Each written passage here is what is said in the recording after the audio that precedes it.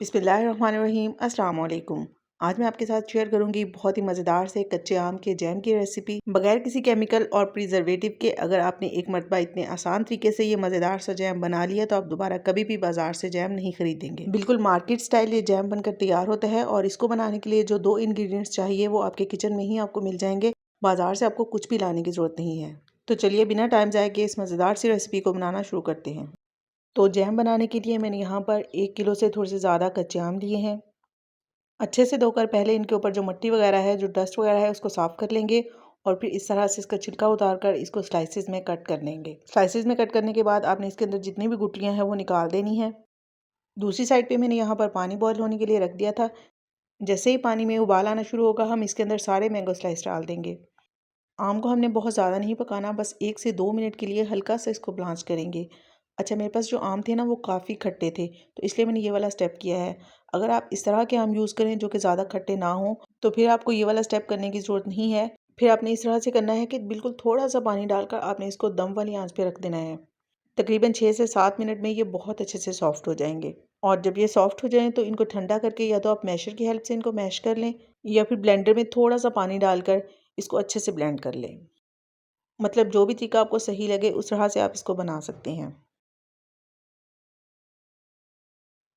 2 minute के बाद आम को एक खुले बर्तन में निकाल लेंगे और इसको ठंडा होने देंगे। और ये वाला पानी आपको फेंकने की ज़रूरत नहीं है, इसको आप सेव करके रख लें क्योंकि इसको हम शरबत वगैरह बनाने के लिए भी यूज़ कर सकते हैं। कच्चे आम की इससे पहले मैंने काफ़ी सारी रेसिपीज़ आप लोगों के साथ शेयर की हुई हैं, जैसे कि आम की खट्टी मीठी चटनी, कच्चे आम का मुरब्बा और आम का अचार। अगर आपको चटनी, अचार या फिर मुरब्बा की आसान सी रेसिपी चाहिए तो आप मेरे चैनल को ज़रूर विज़िट कीजिएगा, आपको रेसिपीज़ बहुत पसंद आएंगी। जब आम के स्लाइस ठंडे हो जाएंगे तो उनको मैश करने के बाद हम इस तरह से स्टेनर में से गुजार लेंगे ताकि इसके अंदर जो भी चंक्स वगैरह हैं वो ऊपर रह जाएं। तो जब तक मैं ये काम कर रही हूँ आप लोग फटाफट से वीडियो को लाइक करके एक प्यारा सा कमेंट कर दें और ये भी ज़रूर बताया करें कि किस शहर या फिर किस गांव से आप मेरी वीडियो को वॉच कर रहे हैं। और अगर आप मेरी कोई वीडियो फर्स्ट टाइम वॉच कर रहे हैं तो आपको मेरे चैनल पे खुशामदीद, सब्सक्राइब करके जाइएगा और बेल आइकन को लाजमी प्रेस कर दिया करें ताकि आपको मेरी हर नई आने वाली वीडियो का नोटिफिकेशन मिल सके। आम के पल्प को हम दोबारा से उसी बर्तन में डाल लेंगे और इसमें हम डालेंगे 1 कप पानी। साथ ही हम इसमें 300 ग्राम चीनी डालेंगे। 2 से 3 ड्रॉप्स येलो फूड कलर के डालेंगे। ये टोटली ऑप्शनल है, अगर आप चाहें तो इसको स्किप भी कर सकते हैं। अच्छे से इन सारी चीज़ों को मिक्स कर लेंगे और मीडियम फ्लेम पर इसको पकने देंगे। अच्छा, यहाँ पर ना आपने 2 बातों का ख्याल रखना है। एक तो आपने इसके नीचे आंच ज़्यादा तेज़ नहीं करनी और दूसरा आपने इसको ऐसे ही नहीं छोड़ना बल्कि वक्फे वक्फे से इसमें चम्मच चलाते रहना है। तकरीबन 12 से 15 मिनट तक हम इसको मीडियम टू लो फ्लेम पर पकाएंगे। मैंगो जैम के अलावा स्ट्रॉबेरी और ऑरेंज जैम की रेसिपी भी मैंने आप लोगों के साथ शेयर की हुई है।